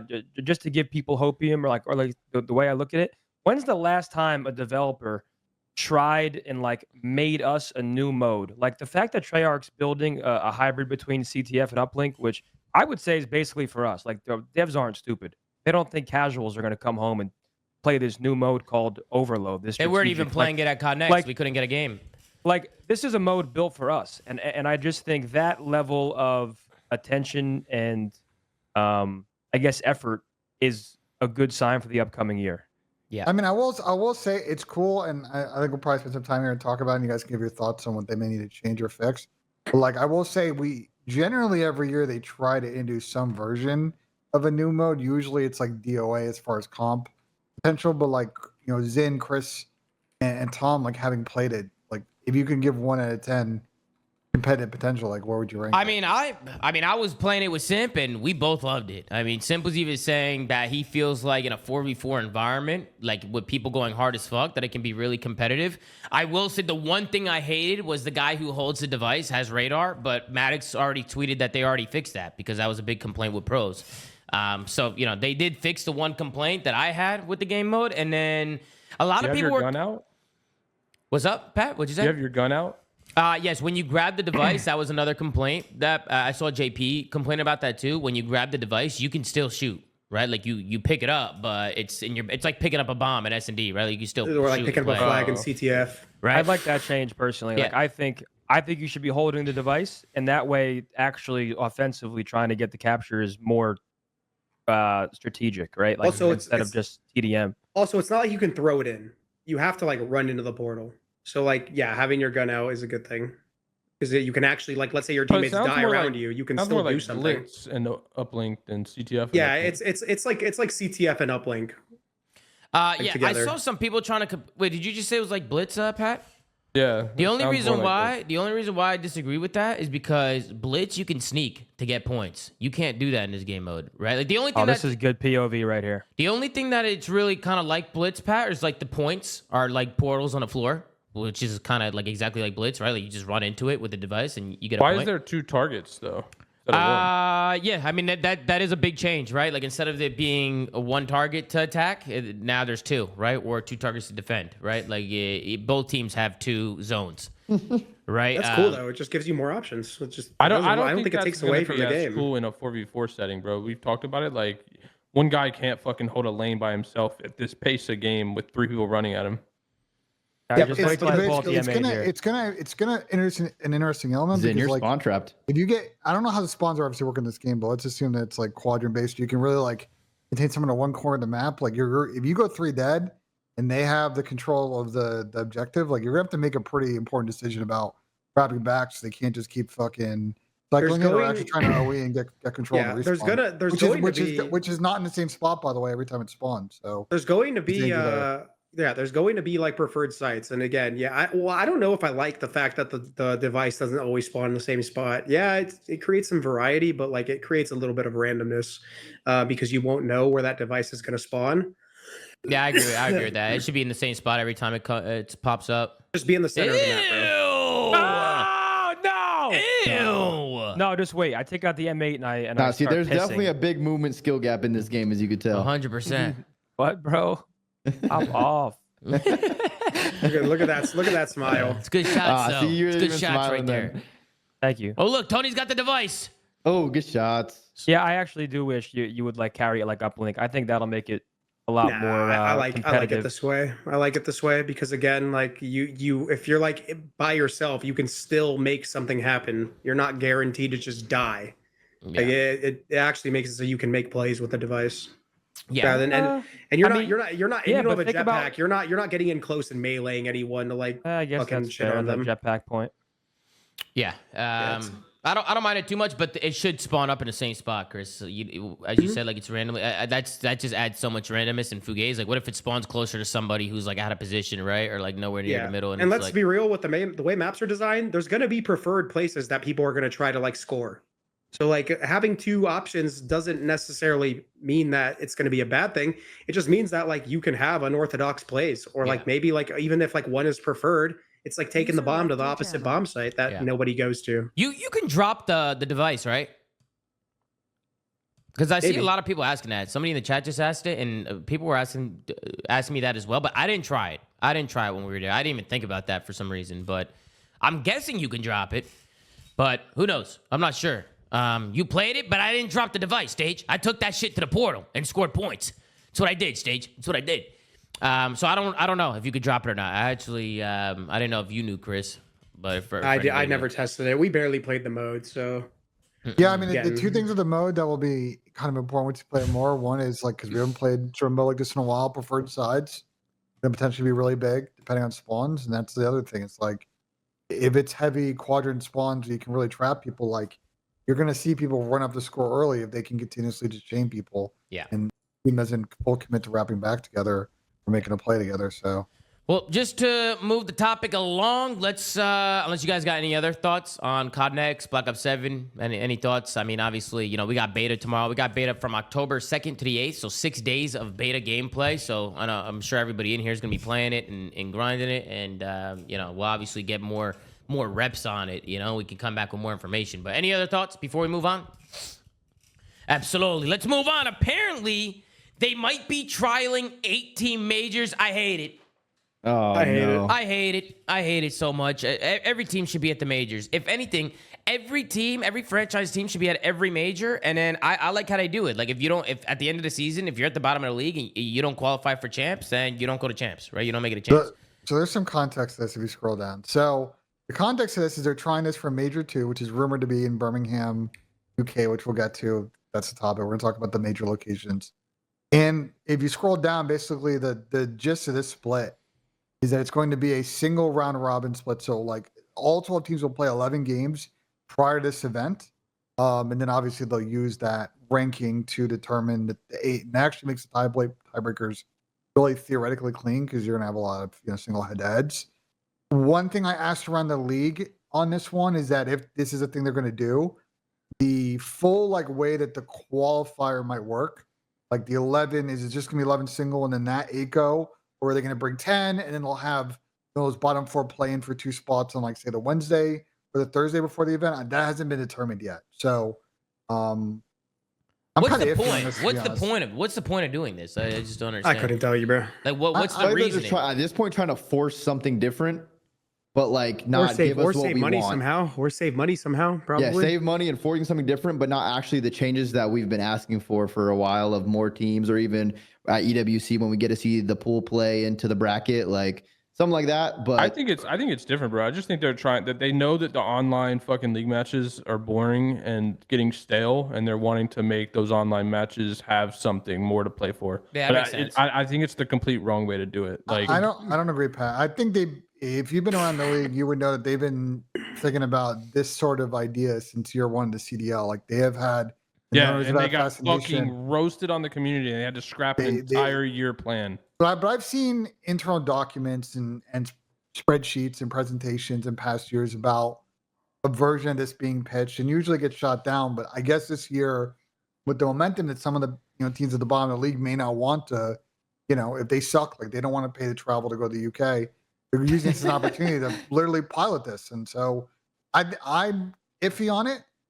You guys know the online single round robin I've been fucking yelling about day and night on this show for 2 years. I'm excited to see that, but I hate the fact that it's going to lead to a couple of teams not going to overseas. And with the case of the UK, we have probably a lot of UK fans, maybe not necessarily in the chat live right now because it's late there, but they'll watch the YouTube.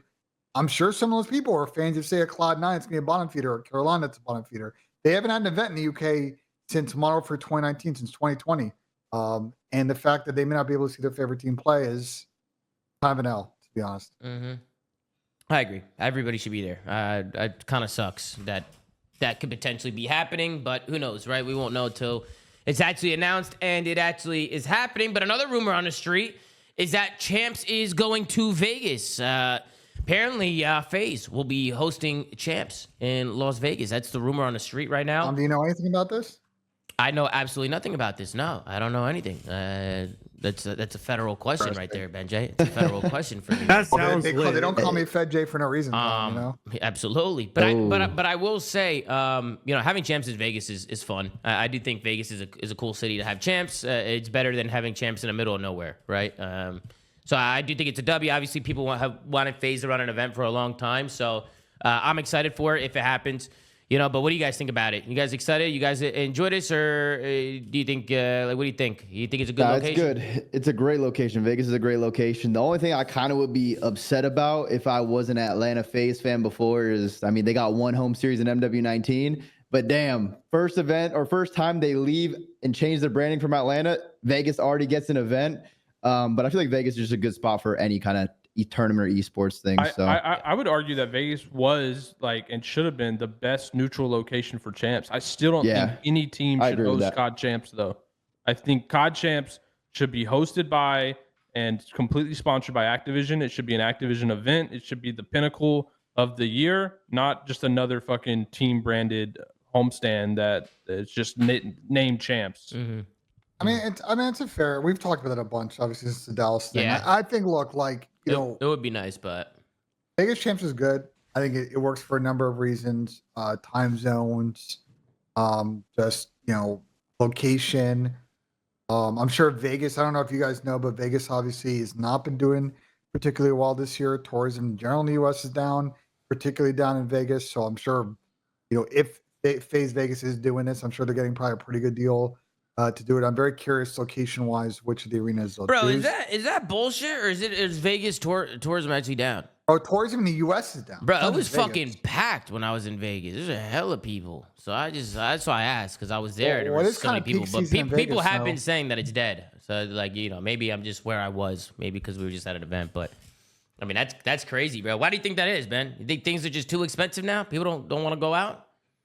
You think it's dangerous? I don't know if you want me to say the reason on this podcast, Tom. Oh, Keep yeah. it, keep it, Say keep the in mind, reason, Tom. Ben. Keep in Benji's mind, gonna Tom, get political. He's gonna get depending- political. I don't He's in think the this- I don't think this office. show We need for this we need one, Jay Tom. Cap in here to fight with Ben. Sit there. What'd you say, Pat? I said depending who's in the office is the state of Ben Jay's opinion on the economy. Keep that in mind. That's fucking Yeah, cap, that no, but 100%. That's facts. absolute fucking cap, but it's all good. Absolutely. It just in general, tourism's down, and this is peak Vegas season, right? I think they have sort of spring season and fall season are the two kind of peaks, and obviously we're in fall right now, so there you go. Yeah. But like an event like Champs is not going to fall in those two. So the casinos, the city, the sports commission are going to be desperate for events to program, and there's a big opportunity. And look, I feel for Atlanta fans that feel like Yeah, the that Atlanta does FaZe suck. organization didn't really activate well in their market, didn't do a lot of things. That's fair. Vegas is a bigger market, more desirable market, and I think if you want to run events, that's going to be kind of the better spot to do it. So if they're running Champs, I think that's a W. Because let's be honest, we were in Kitchener last year; it was not good. Vegas, we had a couple of years ago, was a banger. So Yeah. But let's move on. Another topic that was talked about a little bit is vetoes on coaches being on stage. Now, I'm going to be honest. Everybody was saying something different. I saw players like Simp tweeting that the players had no vote. I saw Damon tweeting that there was a vote. There was like a bunch of everybody was saying different shit. So I just don't know what's true and what's not true. But does anybody have any clarification on what the hell is going on here with coaches on stage? Like, who made that decision? From my understanding, that there was a survey after EWC, but I don't know if I don't know if all the pros did the survey, if they like the coaches on stage or not, or like I don't know what happened with this survey. I don't even know if the pros thought that was a vote, right? Like they were probably like, oh, some survey. Like I don't even know if they realized that they were voting for coaches on stage or not. I actually liked coaches on stage, and I'll be honest. I was a hater of it originally. I was like, the coach can call out for players and it's removing like the skill gap, the awareness and shit like that. But after seeing it, I actually really enjoyed it. I thought it was very entertaining, and I think that coaches can overtalk and cost their team more than they're helping their team. I think coaches are going to have to be careful with what they say in game, because I think sometimes, trying to micromanage people too much could be bad, right? So like, me personally, I like coaches on stage. I don't know what you guys think about it. But what's the rumor right now? That there's no coaches on stage? I'm pretty sure that's the rumor.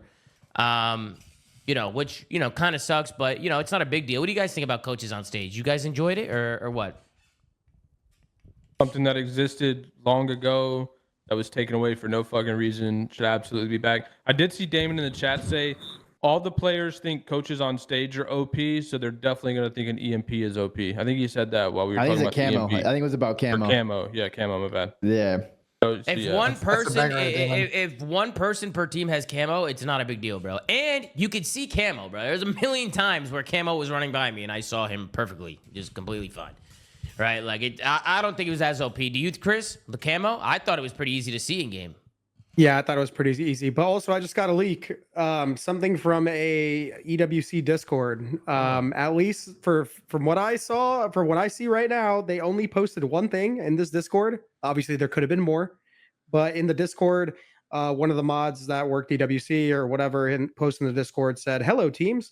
We love to hear your feedback on having the coaches on stage at this event. What worked well? What could be improved? What would you like to see? Would you like to see this again? Feel free to share your thoughts directly in your team's channels. Your input is appreciated at EWC." So that's one thing they did, but that was tied to EWC. So Yeah, I don't really know think that has if they anything to did. do with colleague. Yeah, I don't know if they did Yeah. more with the CDL league and with Well, the hold CDL. on. So I mean, EWC is operated by EFG. EFG runs a lot of CDL stuff, so it's like that information funneling to Activision is very doable. But like, I mean, I just assume there's probably two things going on here. Either the players just didn't give like overwhelmingly positive feedback in that survey, or league personnel decide that the juice is not worth the squeeze. So. knowing the pros, they probably didn't even see this message or reply to it, bruh. I ain't Yeah, gonna lie there's to no you. way they're checking Discord or even checking their emails for that matter. But I feel Also- like coaches actually also- it added like a different element to the game though. And honestly, they didn't even really talk that much. Like if you did all the listenings, coaches were barely talking. And if you do talk, like Tommy, what you were saying, like you might take your player who's in the zone out of the zone. Like when another person's trying to talk to you and tell you to do something, it might just fuck you up. Yeah. Damon's a perfect example. Like in the listenings, like Damon wouldn't say much, but he'll just add like 1 word, 2 word like liners in there, like where they're spawning, right? Like just like spawning Lambo, right? Like that's it. And then he wouldn't talk for another 2 minutes, and he'll be like, they're splitting, they're spawning behind you, right? Just calling out like little things, like 1, 2 words, instead of like coaches being in there and like yapping and yapping and yapping. Damon said cap. Damon, I listened to the listening. Yeah, I listened to it, Damon. You knew what you were doing. Damon knew what he was doing. You know what I mean? Wait, what am I capping about, Damon? What the hell am I capping about? The hell is this guy saying, man? It's DB5, man. It's DB5 calling me out? Damon he said, no, not that. Oh, I thought you were talking about that. My bad, Damon. I didn't mean to come at you like that, even though you said something about my nose early today, but it's okay. But yeah, I do think, well, first and foremost, before we move on and end the show, do you guys want to talk Rostermania? You guys want to talk a little bit of these rosters or what? Well, hold on. We should also discuss, like, there's been other like 2026 calendar news like it's come out in those same it's in those same articles that you were looking at. Oh, you're talking about like the Toronto, Paris, Madrid stuff. Is that definite? I don't know if that stuff's all definite. So in the article that you pulled up from Inside Gaming, it was mentioned that Major 1 was likely going to be in Toronto, which is okay, I guess. I mean, Toronto is a great spring city in the winter. Sure. Obviously Birmingham, UK, like going back to the UK for Major 2, and it is confirmed that is going to be a dream. Well, we don't know if the CDL will be there. Yeah, probably will be, but the DreamHack event in Birmingham has been announced. Mm-hmm. Major 3 TBD, no leaks there. And then Major 4 is rumored to be in Paris. That'll be the last major, and obviously champion. That event would be crazy. Yeah, that would be crazy. Yeah. There's gonna be so much fans, on the line. They go, or the French fans, they go insane at all the events. Yeah. Like they're jumping up, chanting. Like that's gonna be, the energy's gonna be crazy. Especially Major 4 deal, because it's like some teams are gonna be on like that cusp of like getting into champs, right? So there's gonna be so much on the line. Like it could lead to some really good moments, some good energy in the venue. I think the interesting thing is, if the calendar that I read out, and I'm assuming we just don't know what Major 3 is, there's a good chance then that if that third event is not a Dallas event, is Optic now running an event this year? It seems like it, potentially. Hey, they deserve a break. They deserve. Yeah, I was gonna say they've so. stepped up and ran a lot of events. You know what I mean? So I mean, if they want to take a break from running events, then they have every right to, bro. They've been stepping up when nobody else I imagine they probably don't want to run the regular season events, right? They probably want to run champs. I would think everybody wants to run champs. Wait, right? why do you think they want to run champs? I would imagine that's a far more profitable endeavor than running like a regular major. I think if you are Optic, okay, listen, guys, we know that Hector said that. Oh, did he say that? I didn't know. I didn't know that, Ben. I didn't know that. Hector said on the pod he offered to run 2 events. Yeah, so Hector said that. Fair. I think if you're Optic, aspirationally, like if they wanted to top what they did, the way to top it is be the first CDL team to actually sell out like an NHL size arena. Like to actually go into a 17, 18K, 20K arena and actually sell that bitch out like you get in League of Legends or in CS. So figuring out how to build up towards that would be like what I would say for Optic should be the goal. Like obviously a major W, love them continuously supporting that, but if they can figure out a way to make what I said happen, like I don't think anyone can touch that achievement for a minute. They're gonna be the only team that can be able to pull it off outside of maybe Gentle Mates, because I think the Paris crowd might. Nah, that event's gonna be filled up if they would have been in France for sure. W Hex, man, look at Hex, bro. Look at hits the wall bounce no scope at CODNEXT. What a legend, bro. What a fucking legend, man. I got Hex hitting wall bounce no scopes, and y'all are trying to tell me this game's not gonna be cracked. You're trying to tell me that Hector, it's like riding a bike for Hector, Slayer. You know but that. Hector's old school, bro. Hector's not hitting wall bounce fucking no scopes. He just did. That's not his peanut butter and jelly. I don't even think it takes that's a effort to COD2 jump sniper. into a wall. You just jump twice. Not complicated.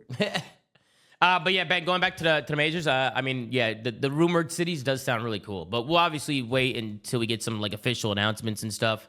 So that way we don't, Yeah. In the article you pulled up, the JKL article about the A-team thing, it's at the bottom of that. It's mentioned that they already shot apparently the announced video, so I'm sure that's coming out. Mm-hmm. You didn't talk about thieves. Well, we're about to. Whoever just said that in the chat, because we're about to take a look at some of these rosters. So, rumor heretics are looking to.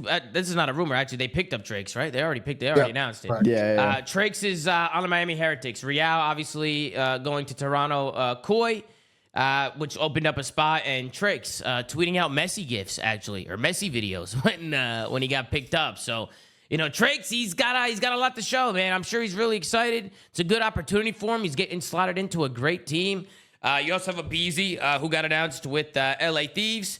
So he's going to be playing alongside Scrappy, Hydra, and Kenny. Kenny got announced too. Yep, and Kenny as well. You have a Beezy and Kenny, who's going to be the Maniac, kind of going to be the guy looking over him. Bro, Kenny's probably like, absolutely. You know what I mean? Like, bro. Oh, yeah. Because, I mean, when I was talking to him, he was like, mind blown. He just said that like when they offered him, he's just like, yeah. Like he didn't really expect that to happen, and it did. And but then he also said he might be taking the bomb a little bit this year. I don't know how much, if that was like a troller a little bit, but they're definitely gonna need to figure out the SND kind of the roles in that mode. Yeah, for sure. People are saying that Kenny's gonna be the flex. I don't know. I really don't know. You know, I mean, we'll see kind of what they decide to do when the game actually comes out and how the game's actually played. But and then what else? What other changes had happened? So we got Kismet, who's rumored to go to Falcons but hasn't been announced yet. We don't know what's going on with Surge, but rumor is that whole Omit roster's going there. So Mamba, Craze, Mac, and Vivid. Boston Breach, Nasty, rumored to go to Boston Breach, but that wasn't announced, was it? No, but that was reported by Ronnie. What do you guys think about that? What do you think about Nasty going to Boston? He's an upgrade, but like, is it gonna? I mean, they were just like an underrated team. I feel like they just have good teamwork. Yeah, I don't know. I don't know what to expect. Boston's Depends not if giving Doug's me like. Involved. What happened, Pat? What'd you say? Depends if Doug is involved. Absolutely. They're not giving me top team vibes, but they're definitely giving me some upset potential vibes if they stick with their core of like Purge and Snoopy, and obviously Nasty's a good addition because they did it this year. I think they'll get a little bit better at respawn. Their S&D will still be good, but they'll get a little bit better at respawn.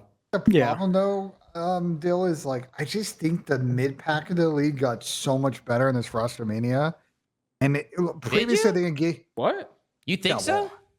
Where? Well, I mean, like Gentlemates have a decent roster now. Like you potentially that Surge team is running back cam. Like I think the middle of the league might be better than it was last year. I don't even think there's a middle, bro. I think we just got 4 and everyone else again.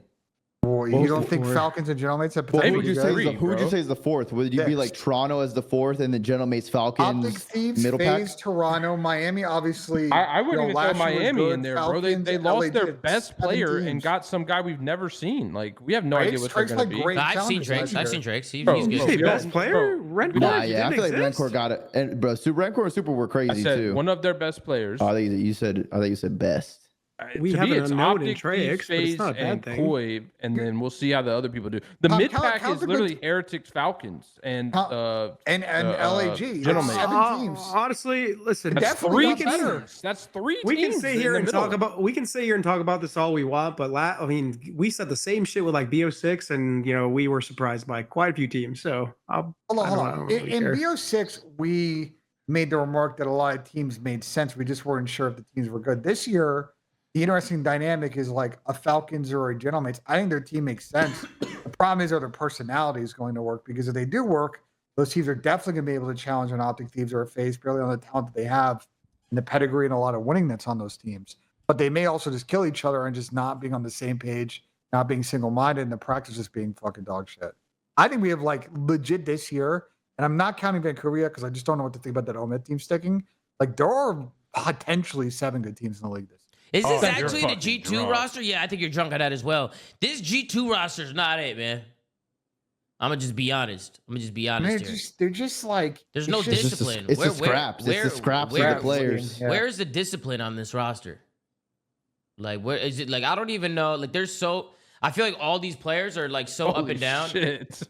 What? You agree? I just looked at it, bro. That team is pissed.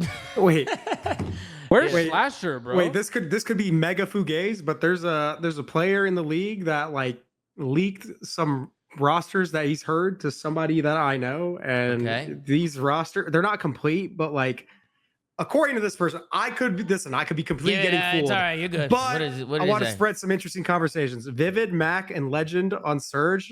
obviously fourth to not be known.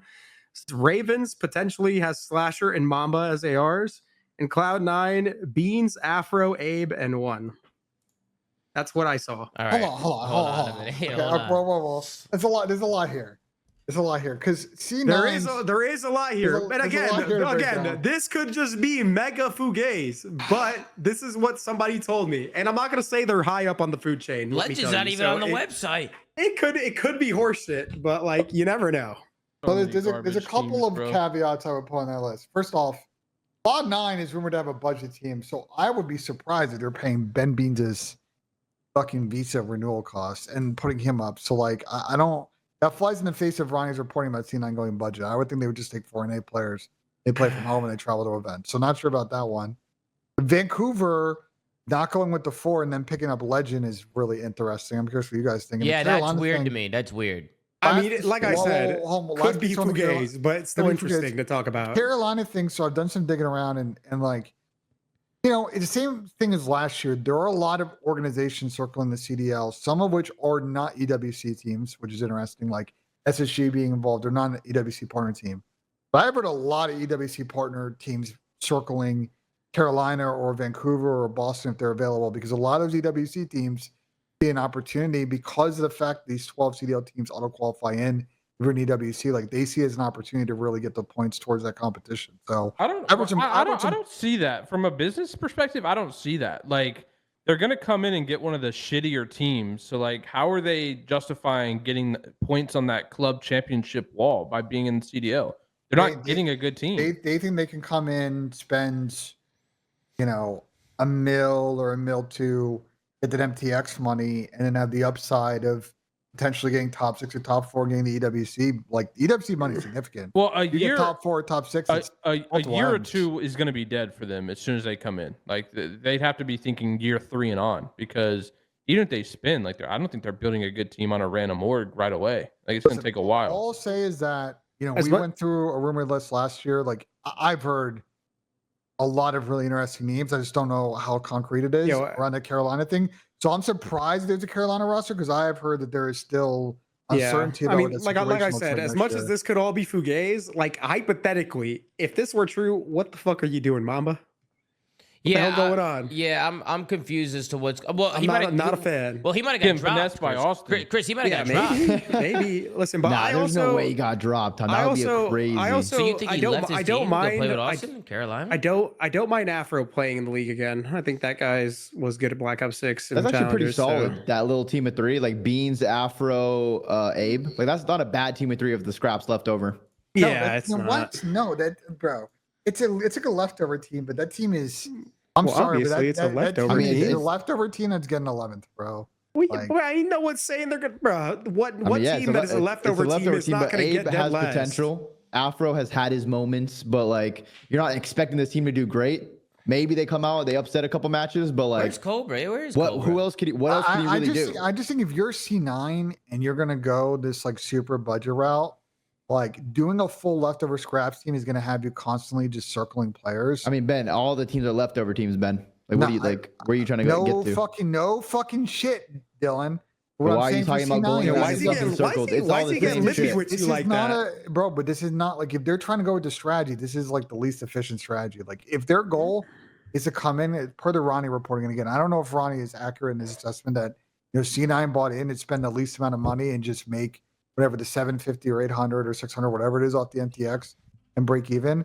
But like signing 2 EU players, paying their visas, and then probably like, you know, their accommodations to like potentially drop them after 1 or 2 events is like an insane sunk cost of money to spend. It doesn't really correlate with the strategy there. So either they pivoted after the Ryan thing came out, or it's just not true. What do you guys think about the Gentleman's roster? You guys like that roster? A lot of people I know talked about that one last episode, bro. Like same thing. I mean, like I just don't see the hype. I mean, I don't see I just don't see the chemistry with like these group of players. I see 2 people. I see 2 people on the team that have struggled to mesh with their teammates in recent years. So maybe the next one's the charm. I don't know. The problem with the Gentleman situation is like, I think if you take personalities aside, this is a very good team. So like on paper, they're good. But They upgraded a lot. Let's say that. Go Taco did well. It is the talent wise, this is an excellent team. The problem is I just don't, to you guys' point, like I don't see how these pieces stick together in a single-mindedness way to play COD, and they're not just gonna like bicker and argue and can't get on the same page how to play situationals. Because if they're gonna do that, you scroll up to the top of the list, and a lot of those teams, I think, just those players are gonna mesh well and have very good chemistry. And this gentleman's team could be, they can get off to a slow start, and that could be the worst thing that happens to this team because we saw what happened last year with Gentleman's. They got off to a slow start. It sounded like there were a lot of internal issues. I assume the pressure's on even more now with this team because they probably spent a fuckload of money to build this team. And if they get off to a slow start and they're losing those 4 squads, maybe even the Falcons, and they're getting 6th or 8th first 2 events, it might get ugly there. Yeah, that's the biggest thing with this roster. Like because obviously everyone's gonna have their moments in the season when they struggle, but that's gonna make or break this team. If they can get over that and smooth the issues over and improve, they actually have a chance to play some top teams, get far on Sundays. But yeah, they're definitely one really bad thing away from a roster blow up. Someone just getting checked out and everyone hating each other. Mm-hmm. Yep. Couldn't agree more, Dill. That's going to be a hit or miss team for sure. If they're all on and they're actually working together and their chemistry's on point, that team's going to be good. They'll be a good team. They'll compete, and they'll be a tough team. I did mention Abizi and Kenny to Thieves, but we really didn't give our thoughts. What do you guys think about this Thieves roster? Like, obviously, when looking at it, you're like, geez, this roster is insane. Do you think they're going to mesh well? You think they're going to play well or what? I think they're the best team in the league. You think so, Pat? You have them as number 1 right now? You have them in the number 1 spot? Yeah, I got them winning first event. They should at least win one major. Can I make a point that I think nobody has made about this roster yet? Yeah, of course, Benjay. Floor is yours. I think this Thieves team is a great team. What will make them unbelievable this year is I think this is a year where Scrap is like the least experienced player on this team. This is the big, I think, maturity year for him, bro. This is a really good team, a really good workhorse team. Ken always trying working hard. Paco always trying working hard. Obviously, Tyler has been on some very consistent hardworking teams. This is the year for Ern, want to see him step in and start to develop, that maturity in his game and kind of how he conducts himself out of the game. If he does that, and these guys are always laser focused, they're winning 3 events this year. Bro, this guy's not the MVP. This guy's been one of, if not the best AR in the league for like 3 years straight. And you don't think this guy's hardworking and mature in a team scenario? You see what happened last year with their fucking team? I heard Scrap works hard every day, talking to his old teammate and coach. He always goes hard in scrims. It's not just like his attitude outside the game determines how he's behind the scenes in scrims. Like, he's working hard, and it shows in his gameplay. That's why he's been one of the best, if not the best, the past 3 years. I don't think that's a problem. And he's a grinder, Ben. He's a grinder. He's on the game all the time. He's been playing Chals all offseason. I tip that. He's playing with Zach earlier this week, which is insane to think about. I think for Ern, it's like he is one of the faces of this league. I think this team is a really good opportunity to continue to. Bro, he's not he's the Can I finish my thought, please? Please don't cut me off. Thank you. I think for Ernie, it's stepping into that veteran, mature kind of way he conducts himself, because I think at times, sometimes, he comes off a little bit like. Who cares how they come off online? All right, I'm gonna tell you now.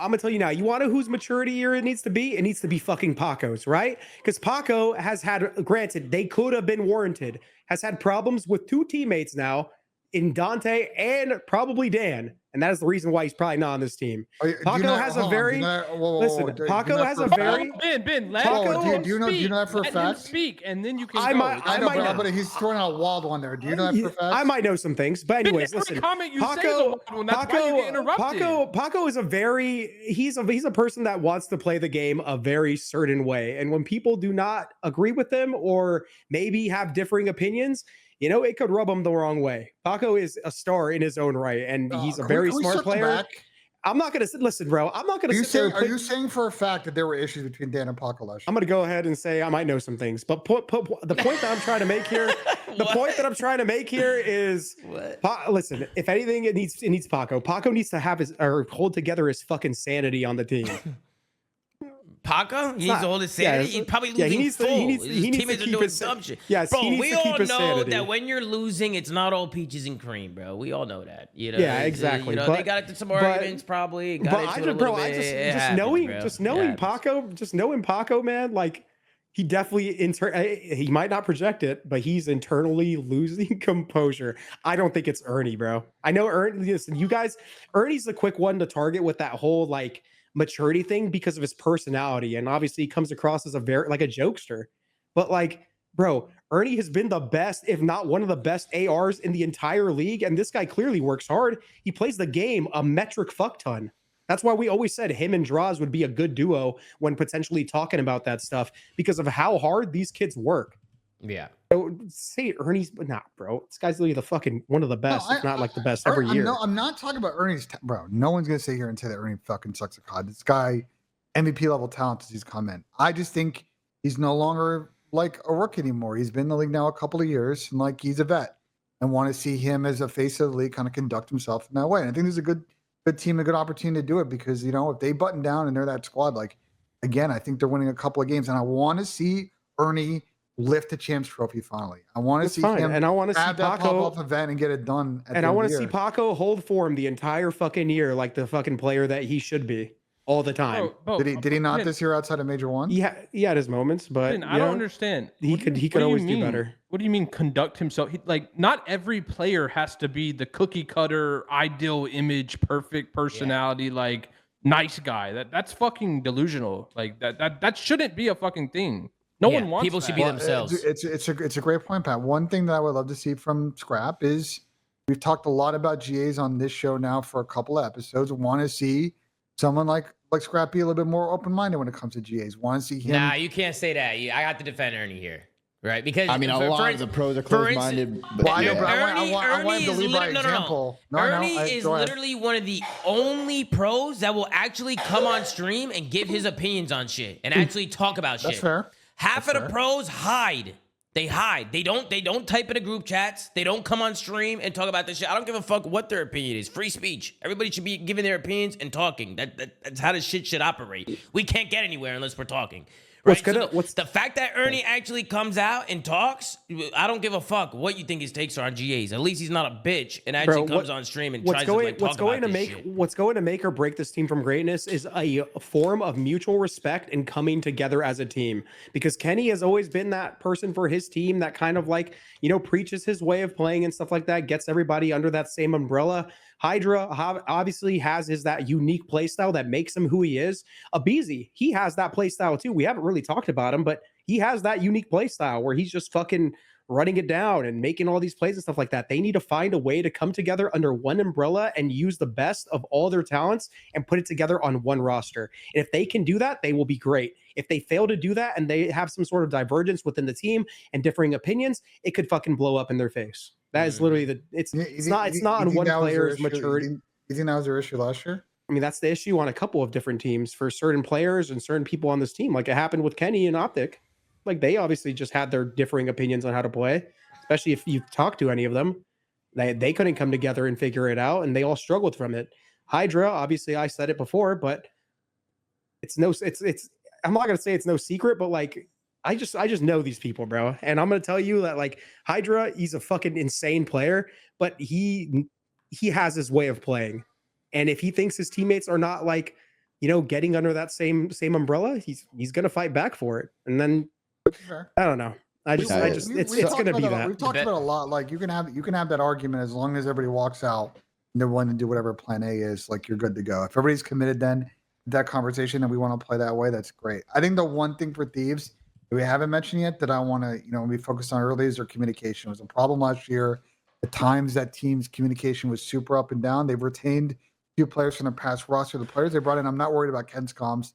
He's got some of the best comms in the league. Tyler at times, communication not always on point. I want to see how that works because, maybe they had the same issues last year where at times it's guys kind of, going a little bit up and down on the comms, and that can be potentially an issue in constantly achieving their ceiling. Oh, here we go. It's Ben J and Tyler Abizi, man. No, now you're pushing there. Nah, I'm just kidding. I'm just kidding, man. I'm just messing with you. I just think it's always easy to look at a roster and see every player's strength and realize how good of a team they are. But if they can't fully utilize those strengths in a team environment, then this shit doesn't matter. So no, I mean this team is like their insane. play styles. The thing is, they don't have playstyles that mesh together at all. So they're going to have to work hard behind the scenes to figure out the right system for these players. Kenny's never been someone that sat in Hill a lot. Same with Abizi. Scrap and Hydra aren't either. And their last two teammates were Envoy and Ghosty. Guess what they did? Led the league in every objective category there was. So I think they're going to have to spread the objective load amongst everyone a little more equally, kind of like Optic did at the end of last year, rather than just making two people the OBJ bitch role players completely. They're going to need to share it a little bit more to make this team work, because then they're just completely changing Abizi and Kenny's playstyle. And when you completely change the playstyle, usually you're not going to get the best from the player and the best from the team. So they're going to need to figure that out. And I think also in Search too, we always talk about bomb planting. I think it's sometimes it's a little bit overblown, but with this team in particular, like their role kind of mesh in S&D is a little bit awkward. So they're going to need to have a bit of an adjustment period on that front, because neither, for example, neither Hydra or BZ have ever been like primary bomb handler for their teams. Any other thoughts on some of these rumored rosters? Any announced rosters? Any other final thoughts here, gentlemen? Absolutely. Guys, that's going to do it for us. We got the beta coming out tomorrow. So that's super exciting. So we'll obviously be grinding that. I'll be live. I'm sure everybody in here is going to play. Dale, you're going to be, I'm sure you're going to be live. We'll Tom, absolutely. Same with you, Chris, Ben, Pat. I don't know if you'll be live playing it, but we'll all be playing it, and grinding it, and vibing. So, we'll see you guys in the live streams, but I hope you guys enjoyed tonight's episode of The Flank. I'm super excited for next season, guys. It's going to be a great season. These rosters are great. The game looks great. So I'm really excited to just get into it, and it feels good to kind of get back into the swing of things. No putt today, right, Ben? You only putt during season, during match days. But, guys, I really do appreciate all the energy and all the love. It felt good to be back with the Flank. So, and of course, a new edition of Dylan Attach. We're going to be seeing Dylan Attach a lot more. We'll be seeing Don Dada. We got Dale coming in. First episode, Tom, and Ben's already yelling at me. You love to see it, man. We're getting off to a good start. It's going to be a long year, Dale, so buckle up. Of course, Sam will still be involved. He couldn't make it tonight. Sam was busy today. We also got Donnie Temp, who's going to be joining us a lot more, and that nub. We got Enable, who's going to be hopping on a lot more. So expect to see some of those faces a lot more in the next season. We'll be moving people around and keeping the Flank fresh. You know what I mean? But guys, I love you all so much. Make sure to like, comment, and subscribe. If you're watching on YouTube, go to anchor.fm/theflank. Check out audio sites are on. And go follow at The Flank on Twitter. Gert's doing a phenomenal job running social per usual. He's also the cameraman for Kason in the FaZe Subathon this month. So if you guys are checking out Kason on Twitch, Gersh is behind the cameras. He's the cameraman right now. He's gone Hollywood, man. Gersh has gone Hollywood. But yeah, guys, love you guys so much. And of course, join the community on Twitter, guys. We're closing in on 26,000 people in there, so make sure to join the community if you haven't already. Well, obviously, the community is going to get pretty active here with the Call of Duty season starting, so I'm excited for it. So join the community, and yeah, guys, love you guys so much. Take care, brush your hair, and we'll see you guys next time on another episode of The Flank, man. Take it easy. Ciao, ciao. Salute.